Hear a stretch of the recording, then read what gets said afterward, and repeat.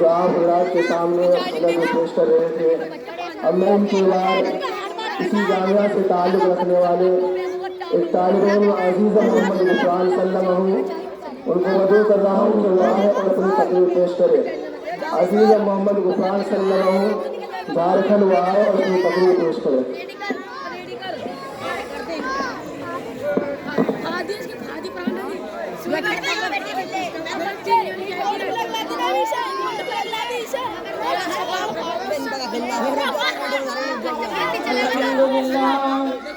الحمد لله رب العالمين، والصلاة والسلام على شمس الهداية واليقين وعلى آله وأصحابه الصادقين. أما بعد، فأعوذ بالله من الشيطان الرجيم. بسم الله الرحمن الرحيم. ولا تهنوا ولا تحزنوا وأنتم الأعلون إن كنتم مؤمنين. حضرت صدر معزز اساتذہ اکرام اور گلشن محمدیہ کے ناشرفتہ بھولو، آج اس تاریخی پروگرام میں مجھے جس موضوع پر لب کشائی کی سعادت ملی ہے وہ سرزمین ہندوستان کی آواز ہے، اور وقت کا ایک اہم سوال ہے کہ ہندوستان کے مسلمانوں کا مستقبل روشن کیسے ہو۔ نوجوانان اسلام، یہ تو ایک وقت کا سوال ہے، لیکن میرا بھی تم سے ایک سوال ہے کہ آخر یہ انقلاب کیسے آیا؟ ہندوستان کی دھرتی نے اس سوال کی ضرورت کیسے کی؟ اسے بولنے کا موقع کیوں ملا؟ ہندوستان کی گلیوں میں آواز کیوں گونجی؟ کیا ہندوستان کی سرزمین نے شاہان مغلیہ خلجی غوری کی 800 سال حکمرانوں کو بھلا دیا؟ کیا اس بزم جنت کی نشہ کو دین یاد نہیں ہے جب وہ انگریزی سامراج کے چنگل میں سک رہی تھی، غلامی کا طوق اور ذلت کے زنجیر میں جکڑی ہوئی تھی، اس کی عظمت و تقدس کو پامال کیا جا رہا تھا، امن و امان کا خاتمہ ہو چکا تھا، امن و امان کا خاتمہ ہو چکا تھا۔ اے سرزمین ہند، بتا تمہیں کس نے آزاد کرایا تھا؟ علم حریت کس نے بلند کیا؟ تحریک آزادی والے شیخ الہند رحمت اللہ علیہ کون ہے؟ مجاہد آزادی مولانا حسین احمد مدنی رحمت اللہ علیہ کون ہے؟ قائد آزادی مولانا ابوالکلام آزاد کون ہے؟ مولانا محمد علی جوہر رحمت اللہ علیہ، مولانا شوکت علی جوہر رحمت اللہ علیہ کون ہے؟ مولانا حفظ الرحمان سے بہانوی عطا اللہ شاہ بخاری رحمت اللہ علیہ کون ہے؟ یہ سب کے سب کون ہے؟ ہمارے اسلاف اکابر تو ہیں، ہمارے آواز داد تو ہیں، جنہوں نے ہندوستان کی موضوع حال اور مستقبل کو سنوارا ہے۔ 100 بار سنوارا ہے ہم نے اس ملک کے گیسوے برہم کو، 100 بار سنوارا ہے ہم نے اس ملک کے گیسوے برہم کو، یہ اہل جنہ بتلائیں گے کیا ہم نے دیا ہے عالم کو۔ پھر بھی ہم سے سوال کیا جاتا ہے کہ ہندوستان میں تمہارا مستقبل روشن کیسے ہوگا؟ دور حاضر کے نوجوانوں، سرزمین ہند کی پکار سنو۔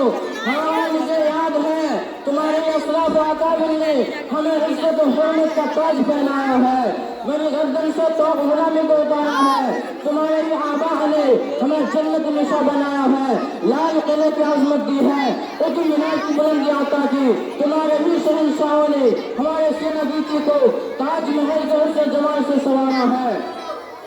کھیتوں و آباء ہی تمہارے تم کیا ہو، کھیتوں و آباء ہی تمہارے تم کیا ہو، ہاتھ پہ ہاتھ دھرے منتظر فردا ہو، تم ٹیپو سلطان کی اولاد ہو مگر تم میں جرأت بصارت نہیں ہے، تم شیخ الاسلام کے سپرد ہو مگر تم میں خود پرواز نہیں ہے، تم شاہ اسماعیل شہید رحمت اللہ علیہ کے لاڈلے ہو مگر تم میں خلوص اللہیت کی پروانی نہیں ہے، تم شیخ الاسلام کے سپرد ہو مگر تم میں خوف خدا اور دنیا سے بیزاری نہیں ہے، تم رحمت اللہ علیہ، تم ابوالکلام آزاد رحمت اللہ علیہ کے جانشین ہو مگر تمہاری زبان میں طلاقت نہیں ہے، پھر تمہارا مستقبل روشن کیسے ہو سکتا ہے؟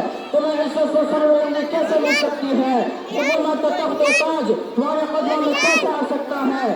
مسلمانوں، تم نے اپنے ماضی کو بھلا دیا، تم نے اپنا عقائد جہاد سید الکونین صلی اللہ علیہ وسلم کو اسے حسنہ کو بالا طاق رکھ دیا، فاروق اعظم رضی اللہ عنہ اور خالد بن ولید رضی اللہ عنہ اور حسین احمد مدنی رحمۃ اللہ علیہ اور عبید اللہ سندھی رحمۃ اللہ علیہ کو للکار کی پھنسے پشت ڈال دیا. تم نے کبھی آسیان والدہ کے فریاد پر غور نہیں کیا؟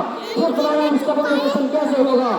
ملت اسلامیہ کے نوجوانوں، سرزمین ہند کی پکار سنو. ہاں مجھے یاد ہے، اور اس کے آنکھوں کو کھڑا کر دیتے.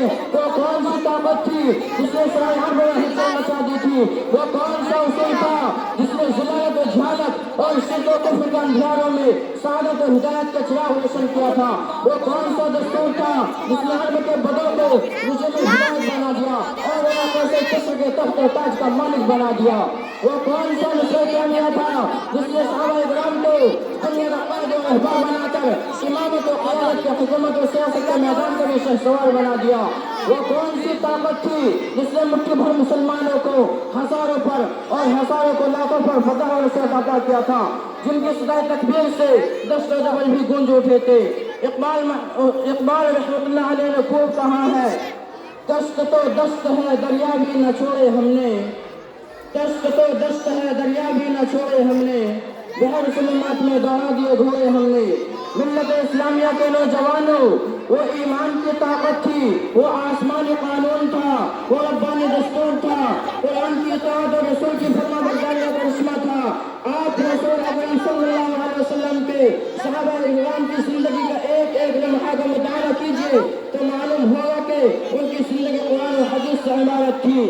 ایمان کامل اور توحید خالص سے ان کا دل معمور تھا، انابت ولی اللہ ان کا سیوا تھا، طبیعت رسول صلی اللہ علیہ وسلم کی ان کی زندگی کا اصل سرمایہ تھا، اور افطار وقت کے ہم آہنگ اور ہم خیال تھا. اسی حقیقت کو ہم آشکارا کرتے ہوئے علامہ اقبال رحمۃ اللہ علیہ نے کہا ہے، اٹھ اب کے بزم جہاں کا اور ہی انداز ہے، اٹھ اب کے بزم جہاں کا اور ہی انداز ہے، مشرق و مغرب میں تیرے دور کا آغاز ہے. وآخر الدعوانا الحمد للہ رب العالمین.